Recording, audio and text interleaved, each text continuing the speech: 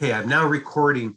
Just a reminder that I had solicited everyone's agreement to my recording lectures on Monday mornings and not receiving any objections to that proposal. That's what I'm going to be doing from now on.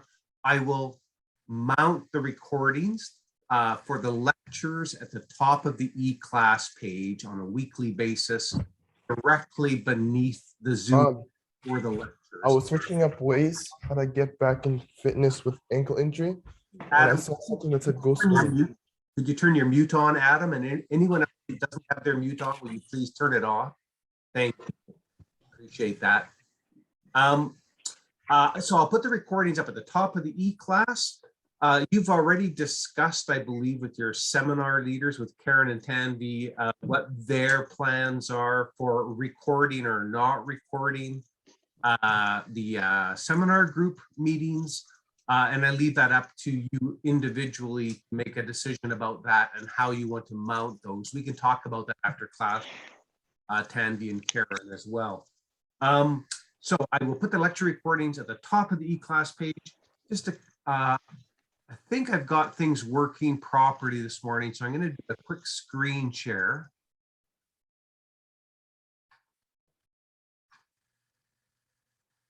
Is that working for everybody? You can see that? Great. So this is what our e-class page looks like. Just a couple of reminders before we plunge into our first text for the year. That these are your seminar links. I don't think there are any problems with anyone getting into the seminars last week. I had some Zoom problems in my own seminar that I'm hoping I have fixed appropriately this week so that I can record those and that I can do screen shares. I had to go in and reset my settings in Zoom to make that work. But just a couple of other reminders, and I've already been through this with you before, but I wanted to go through it briefly with you again. Just about the resources that are available in the weekly Zoom schedule. I have been putting stuff on here on occasion. Most recently, I put up a series of notes from my own seminar meeting last Friday with my students, which I were, and these are available for everyone, for students across the entire course, even though they're specific to my tutorial from last Friday. So do feel free to use these or not as you see fit.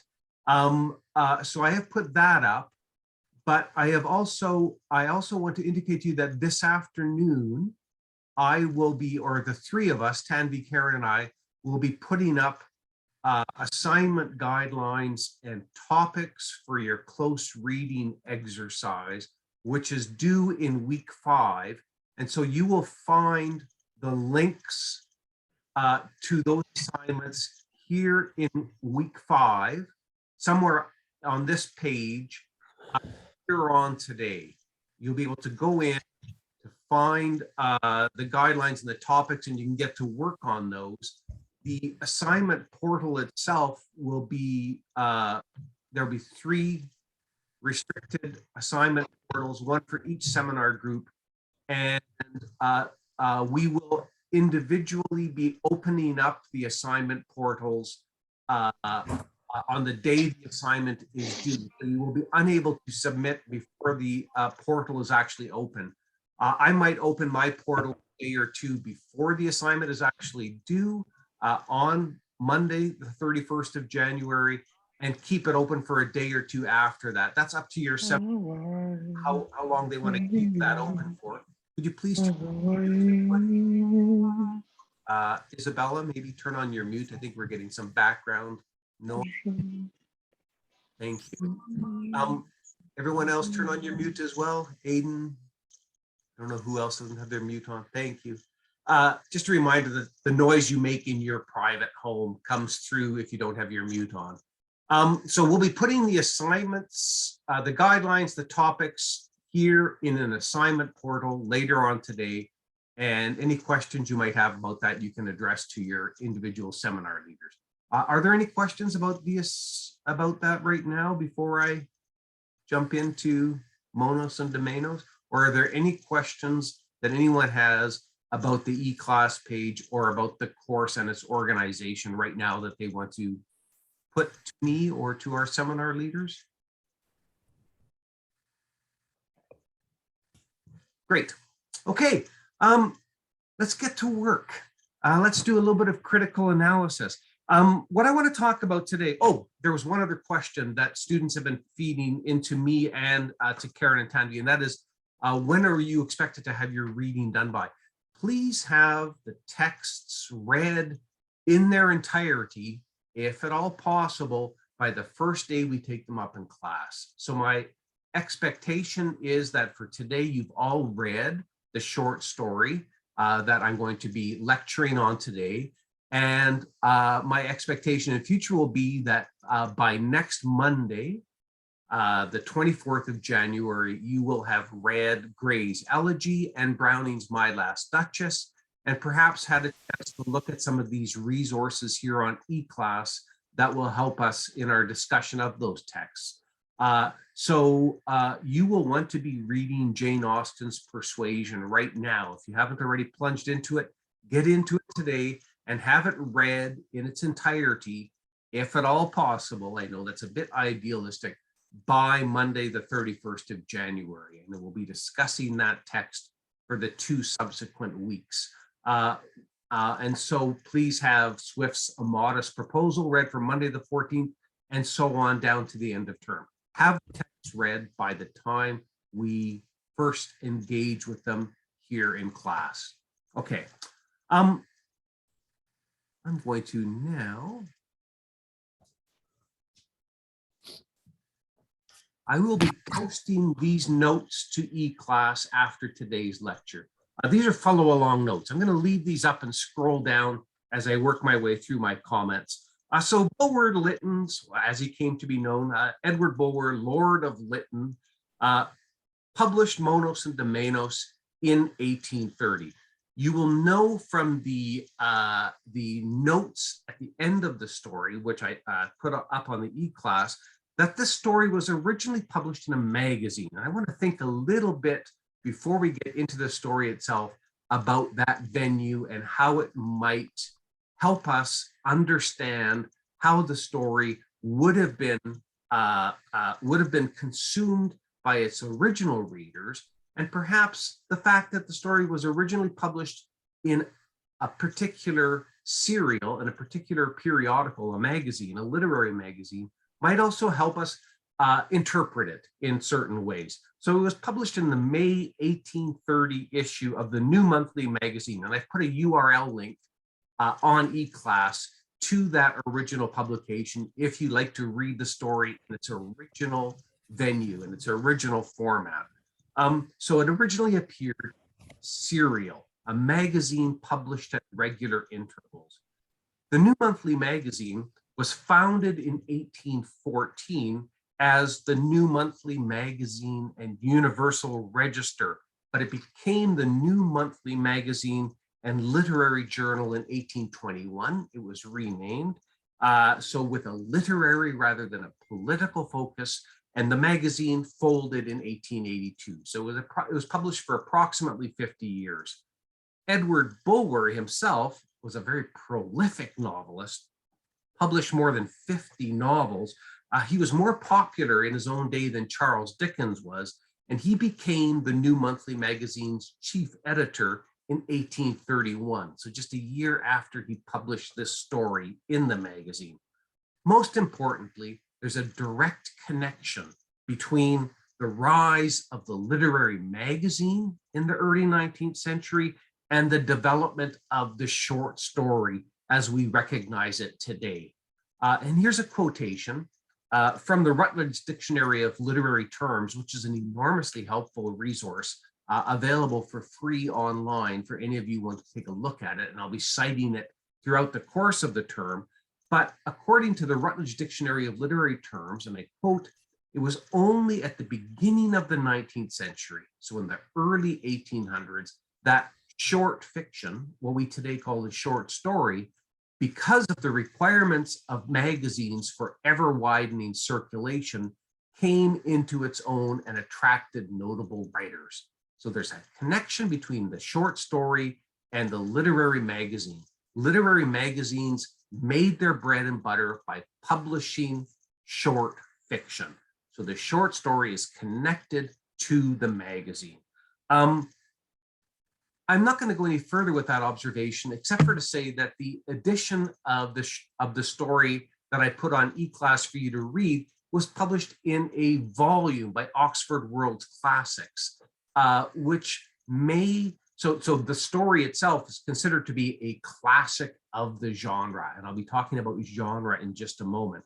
But I want you to think a little bit about how the texts we read this year first appear, in what form, for what kind of audience, and how does that information, the mode of production of certain literary texts, encourage us to read them and to interpret them in certain ways. We can talk a little bit about that in our seminars if we choose, but I want you to know that this short story was originally published in a literary magazine. Okay, you will recognize this short story as just that, a short story, but that's not what Bulwer or the New Monthly Magazine would have called it. They call this short story a tale, which might change our understanding of the genre of the story itself. So this is a tale, but we recognize it as a short story. The idea that it's a short story or a tale suggests that it follows some certain literary conventions, okay? Rules or expectations or traditions for the short story that we want to have some understanding of in order to understand what the tale itself is actually doing. Its early 19th century readers would have been familiar with the conventions, the literary conventions or expectations of the tale. We may no longer be familiar with those. So a few key words here. I want to look at, and I want to think about these things today. Okay, and I'll be, like I said, I'll put this up on eClass after today's lecture. But these keywords, these literary terms are ones I want us all to have some handle on after today's discussion. The first is genre. I'm sure you're all familiar with the concept, but I want us all to share an understanding of what genre is. Genre simply means type or kind, or perhaps most importantly, form. What form does the literary texts use? And what are the traditions or the conventions for that form? In future, when I talk about the formal properties of a text, whether it's a poem, or a novel, or a short story, or an essay, I'm talking about the way that particular text, that particular genre or type of writing conforms to certain structural expectations. When we talk about formal properties of a text, we're talking about how it actually conforms to certain expectations for that text. I'm going to talk about this for the duration of today's lecture. So genre means the classification or the description of literary works in terms of their shared characteristics. We expect the short story to do certain things. And if it doesn't do those things, we're dissatisfied with that text as a representative of its genre. We expect a short story to do certain things. We expect a poem to do certain things and to look certain ways. The same with novels. So we're going to talk about the generic characteristics of different genres. We're going to talk about the different kinds of formal expectations that we have of texts that belong to certain genres. So genre, type or kind. Monos, domenos belongs to the genre of the short story or the tale. How do we define the short story? There's a whole bunch of resources I put up on eClass. There's 3 brief essays on how to think about the short story and what the short story does. But works of short fiction. This is what Edgar Allan Poe, the famous American practitioner of the short story, in particular the horror story, which this is an example of, said this about what a short story should do or what it should be. Edgar Allan Poe said, a short story is a short prose narrative. We'll get to prose in a little bit, requiring from a half hour to 1 to 2 hours in its perusal. So Poe defined the short story as a text that took a certain amount of time to read, so something of a certain length. But more importantly, Poe also argued that the short story works towards what he calls a single effect, created by incidents chosen with economy. So it's an economical text. It's short, it's concentrated, it uses a particular kind of language, and that the short story also conforms to a rigorous sense of what he called necessity in the design. Now, we can unpack some of this language in our seminars on a Wednesday, but a single effect text that practices economy and has a sense of necessity. That is, the short story has to do something. It has to be complete within the very limited framework of its length. A single action narrative, essentially. So what is a short story?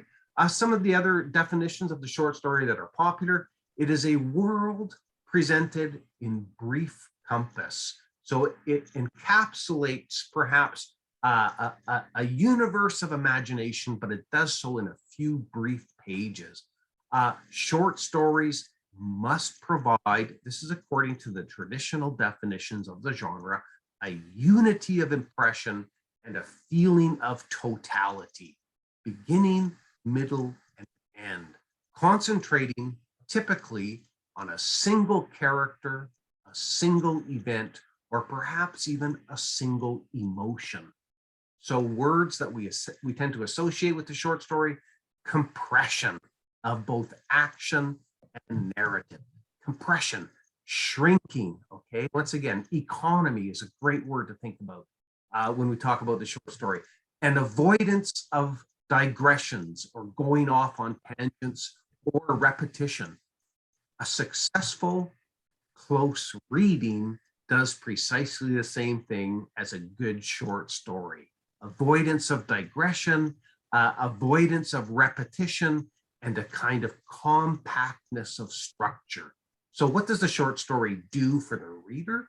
It satisfies the reader's longing for a dramatic pattern and significance in experience.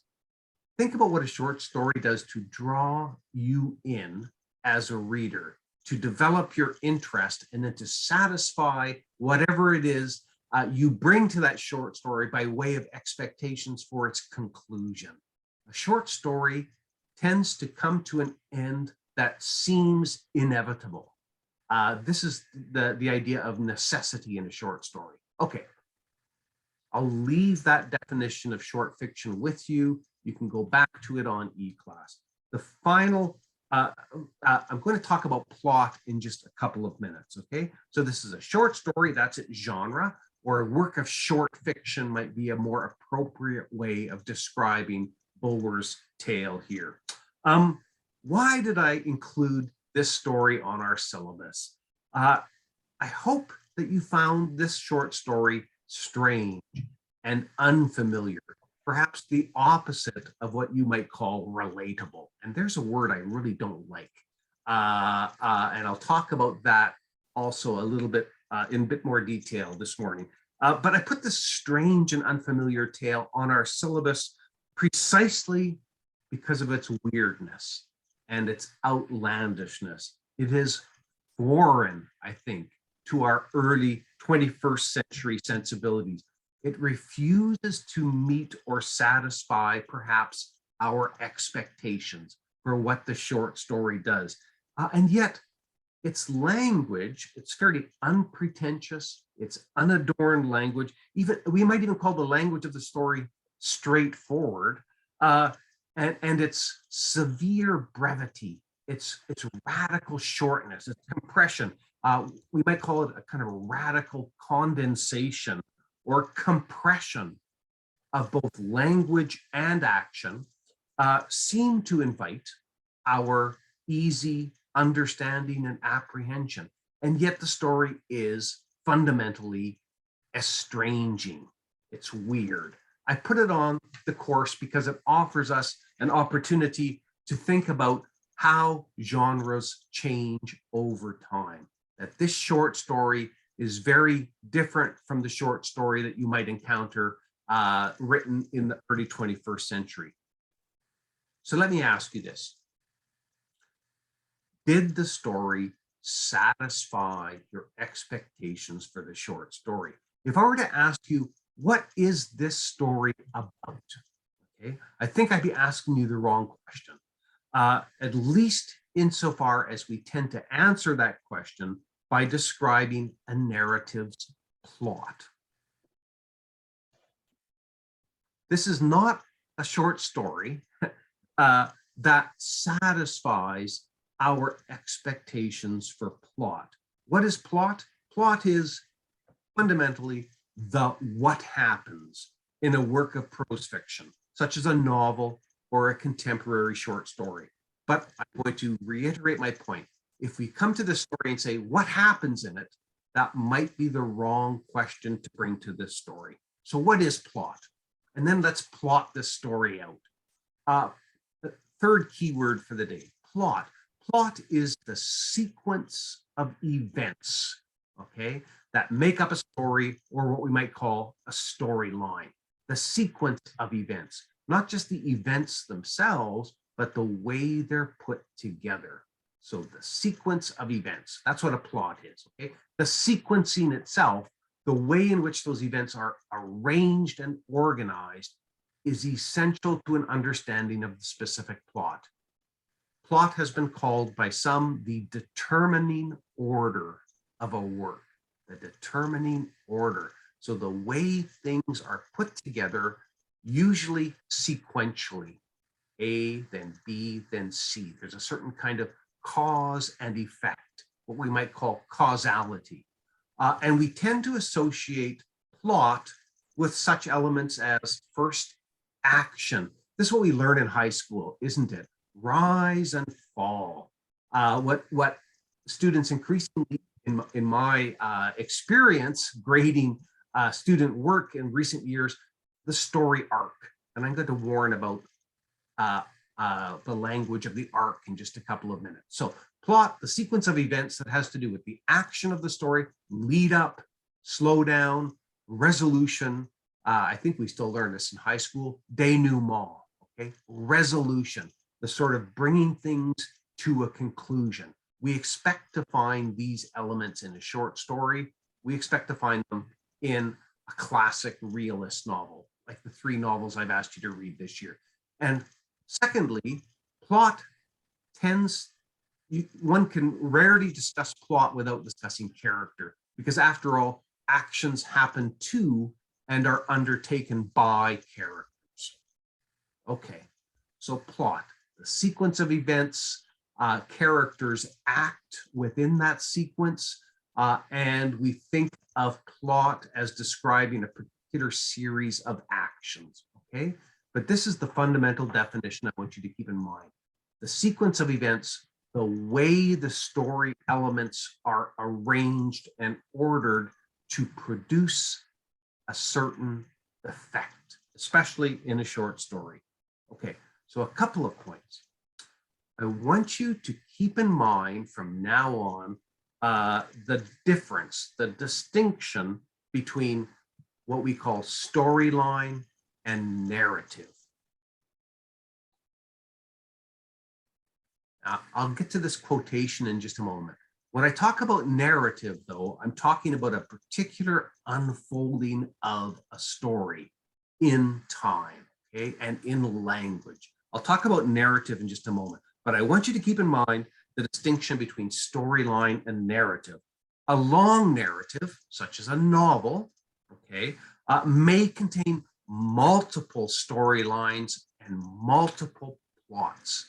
None of the novels we're reading this year can be said to have a plot. They have multiple plots. Sometimes they have subplots, okay? There may be a central plot in a novel, for example, a romantic plot, one that leads towards courtship and marriage. We're going to find that in Jane Austen. A novel might also contain a conflict plot, a plot that gives rise to a certain conflict between characters or groups of characters. We might find that we encounter plots about plotters and plotters plotting acts of violence or revenge and so on. So every long narrative tends to contain multiple plots and subplots, or what we might call secondary plots, secondary storylines. So remember that when you're talking about plot, you need to identify which plot you're talking about. Not simply the plot of the novel, but the conflict plot or the romantic plot. Which storyline are you talking about? So please avoid talking about the story or the plot when you're writing about a novel or any long narrative text or any other genre. Always identify which plot or which subplot you're referring to. And also avoid such, and I don't mean to cause offense here, avoid meaningless vagaries such as the story arc or the character arc. The concept of the arc, I don't even really know what that means. The idea that every character follows a particular arc or every narrative follows a particular arc. The concept of the arc does not explain in satisfactory or a meaningful way the particular sequence of events. And I'll just go back up to plot here again and remind you, the concept of the arc does not describe in satisfactory detail the particular sequence of events and actions that make up any particular element of a complex narrative. So in your writing for English 102, always keep in mind that your reader is looking for particularity. Describe the plot that you think you're discussing. If you want to talk about a story arc, you need to demonstrate that the story or the storyline actually follows something that looks like an arc. And I would suggest that very rarely are we able to do that. So better to talk about plots and subplots and to identify them specifically than to simply throw in such vague and meaningless concepts as story arc or character arc.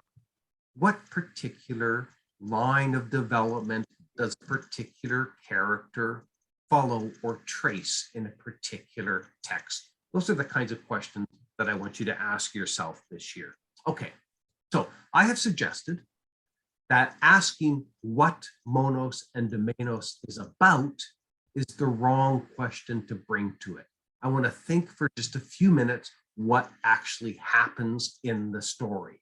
And I'm going to trace that out for you in 6 main points. But before I get there, I also just want to remind you about these fundamental literary terms that I'll be using and will all be using repeatedly this semester: narrative and narrator. Every narrative requires a narrator. Identifying who the narrator is a complex, challenging, but ultimately rewarding act of literary criticism. We're going to talk a lot this year about narrators. So I'm just going to remind you about what these terms actually mean, and I'm going to borrow directly from the Routledge Dictionary of Literary Terms under the entry for narrative. Narrative is, and I quote from the Routledge Dictionary, the recounting of a series of facts or events and the establishing of some connection between them. What narratives do is not only recount facts and events, but they also establish relations between those things. Cause and effect, foreshadowing, prolepsis, analepsis. These are literary terms we'll get to this year, so don't worry too much about them. But narratives don't simply list events, they construct connections between them. And in that act of construction, a work of fiction emerges, a story emerges, okay? The word narrative, and I'm going back to my definition here, is commonly restricted to fiction, ancient epics and romances, or modern novels and short stories. So the short story is one form of narrative. And we bring to the short story, as I've already mentioned a couple of times, a set of expectations for what that narrative will do, how it will draw connections. In imaginative literature, the nature of the link between the reader and the text is crucial. And here the narrator becomes important. This may be, the narrator can be any number of things. Here's a series of examples. The narrator may be the author speaking in the author's own voice, but you always want to be very cautious about equating the narrator of a particular text or narrative and the author. Lucy Snow is not simply a stand-in for, sorry, I'm talking about a text we're not reading this year. Anne Elliot is not a stand-in for Jane Austen. Jane Austen focalizes her novel largely through Anne Elliot. The novel is largely told through what we might call the perspective of Anne Elliot, but Anne Elliot is not Jane Austen. And the narrator of Jane Austen's novel is a third-person omniscient narrator. But she's not necessarily Jane Austen. But the narrator of a text may be using the author's own voice. But the narrator may also be the author adopting some role towards the reader, such as an honest friend, a joking companion, or a contemptuous enemy. In some of the texts we read this year, the narrator is going to address you directly as a reader. It's going to bring you into the story through various techniques of address. We'll talk about that. But the narrator might be the author, the author's own voice. The narrator may be another speaker in the text, and that speaker could be your friend or your enemy. And the narrator might be a character or characters introduced to tell the story. So who is the narrator of Monos and Domenos? We know that he is a first-person narrator. How do we learn to discuss who he is? How does he reveal himself in his own narrative? Narrative thus has two overlapping aspects. One is a question of content, the assemblage of material, that is, events put together in certain orders, right, and connected in certain ways, and the nature of the connections implied. The other is rhetorical, how the narrative is presented to the audience. So let me just reiterate before I go into my plot summary of the story and tell you why that particular exercise is not necessarily the best way of understanding the story. Narrative is simply the recounting of a series of facts and events in a particular order that establishes connections between those events. And a narrator is the teller of the narrative. But narrators can be many different kinds of figures. It can be the author speaking in the author's own voice. It can be a character in the story who is recounting those events to us. We can have first-person narrators. We can have second-person narrators. We can have interventionist narrators who constantly try to address the reader directly, or we can have narrators who seem to be largely invisible, a kind of objective or authoritative voice that's very hard to identify. But all narratives require a narrator. All of the texts that we've asked you to read on the course this year are instances of narrative, but they belong to different narrative genres. That's all I'm going to say about narrative for right now. Let's think about this story for just a moment. I'm going to stop sharing. Okay. Let's think about what happens in this story. 6 points. First, and this might be an unsatisfactory recollection of the plot of the story to you. But like I said, I'm going to conclude by saying to ask what happens in the story is to ask the wrong question of the story, because this is not a story about plot. First of all, the first person narrator opens his tale by telling us that he's English born. This seems to be a significant fact, right? But he's an only child whose mother died shortly after his birth and whose father was this eccentric loner who forsook his family and his country and society in general to live on a rock, it's called. So in some rocky landscape that is never geographically identified. We never quite know where that is. So his father forsakes the world to live on a rock and pursue his amateur scientific interests. Note that neither the narrator nor any other characters in the story are named. Names seem to be irrelevant. Perhaps we're talking here about literary types rather than particularized individuals, okay? Perhaps the narrator represents a type, a broader category of humanity, or perhaps the narrator represents some kind of moral element that is common to all human beings. I'm also going to suggest, and I'm sure all of you have already had this thought, that the narrator's antagonist, that unnamed shivering bundle of low thoughts, my favorite sentence in English, I'm going to quote that sentence in full, might actually be a projection of the narrator's own psyche. Perhaps he encounters himself in that other character, or that other character represents a part of himself that he wishes he didn't have to confront. There's all kinds of ways of reading this particular short story through a Freudian lens. And I think it's kind of a pre-Freudian examination of unconscious desire, perhaps. But we'll get to that in just a moment. But none of the characters are named. So the characters may be read as representing broader human characteristics or traits. That's just an idea. We'll play with that. We never learn where this rock actually is. Okay? It's not a geographical reality, but it's a kind of mystical never place, a neverland that represents a form of untamed capital N nature. Notice how the word nature is capitalized in this text. So it's a story that has something to say about nature and perhaps the human condition in nature. Perhaps the story needs to be read as a kind of philosophical exercise. This was very popular in the 18th century for those of you who've read any Rousseau or perhaps read Robinson Crusoe or any other story that puts a character in a state of nature and says, what happens to this person here? This story seems to be following that same philosophical convention. Once again, I'll get back to that in just a moment. So the rock is never identified as a real place.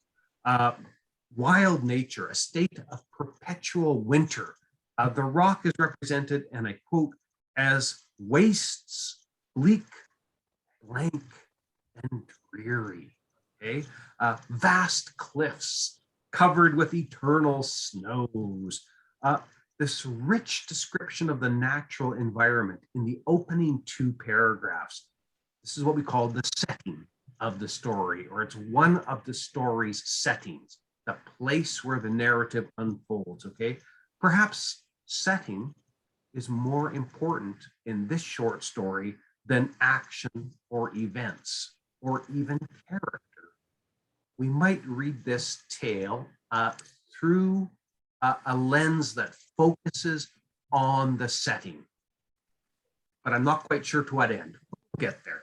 I think one of the questions we have to ask after reading the opening two paragraphs of the story is, what is the tone created in those opening paragraphs? What feelings are evoked in the reader? When we're talking about tone, we're talking about a series of possible adjectives. It's a moody opening to a story, gloomy, sublime, perhaps, menacing, portentous, foreboding, any other number. Get yourself a good thesaurus, look up any of these words. and see how you can enrich your own vocabulary and trying to describe what kind of mood the story is trying to set in those opening paragraphs. The question of tone is a question of mood.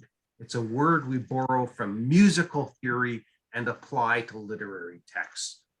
Tone is also one of the most notoriously difficult things to determine and to demonstrate. But what did the opening paragraphs do to you as a reader? What mood did they put you in? Or what mood did they intend to put you in? Perhaps we're no longer able to inhabit that kind of mood as a reader in the 1830s might have been able to. Okay, I'm still on my first point about what happens in the text, but you see how I'm digressing here. The narrator's education. So this is also a story about education. The narrator's education is instilled in him in part by his father, who is an amateur scientist, the physical sciences. What are those? The biological sciences? What kind of sciences was his father interested in? That's just into that, but his father is an amateur scientist. But his education is also instilled in him, as he says, by nature. So he's educated by his father and he's educated by nature, okay?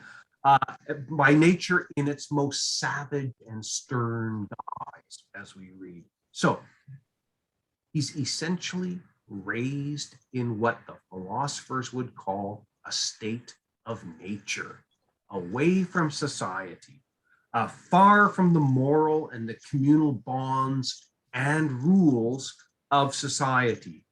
As he writes, nature breathes life into his passions and sheds darkness over his temper. So the first person narrator is a product of nature. And when I use the word nature here, another notoriously difficult term, I'm not simply talking about the wild world out there, the birds and the bees and the trees. I'm talking about a state that is kind of anti-human or pre-human. That is a state that is in opposition to the social world that we all occupy. So he's raised outside of society, okay? And think about this question of education. Why would a short story, just a few pages long, be so interested in the question of where one gets one's education? Okay, so the narrator is a product of nature, and his most valuable and long-lasting lesson is his love and his need of solitude. That's a very important word, of aloneness. Nature instills in him a powerful desire for being alone, existing outside of society. Nature makes him, and I quote once again from the story, a giant in limbs and strength, and a savage in bearing and mood. There's an interesting word, savage in bearing and mood. So he reverts to savagery. And this particular story might have all kinds of interesting things to tell us about the idea of reversion, going back to a state of nature, going back to a state of savagery, pre-civilization, existing outside of civilization. Okay, that's the first thing that happens. The narrator tells us where he was raised and how he was educated.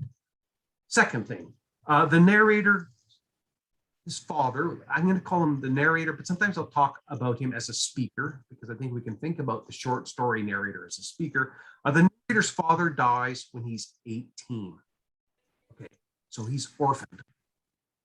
The orphan is someone who's not only alone in the world, but now must create himself without benefit of his father's amateur science education. So the orphan is the self-creating narrator in 19th century fiction. He goes to London. He escapes the rock. London is an actual city in an actual place. It's the world's largest city in the early 19th century, and London represents a certain kind of civilization. He goes to London to live with his uncle, once again, never named. He is, and I quote from the story, an estranged and silent, brooding presence in company. He's the last person you want to invite to a party. He's an uncouth man of nature, suddenly mixing with members of high society. He's like Frankenstein's monster. Many of you might have read Frankenstein. He's a loner. He's an outsider. He doesn't belong there, okay? As he says, nobody could live with me and be happy or at ease. I feared that they could not love me. Someone has their mic on. And Emma, do you mind just muting yourself? After 3 years in London, so he goes from the rock to the big city, he inherits his fortune, turns 21, he comes of age, and once more, pining for loneliness, as he says, he sets off on what he calls a pilgrimage to Africa with its thrilling and intense solemnity.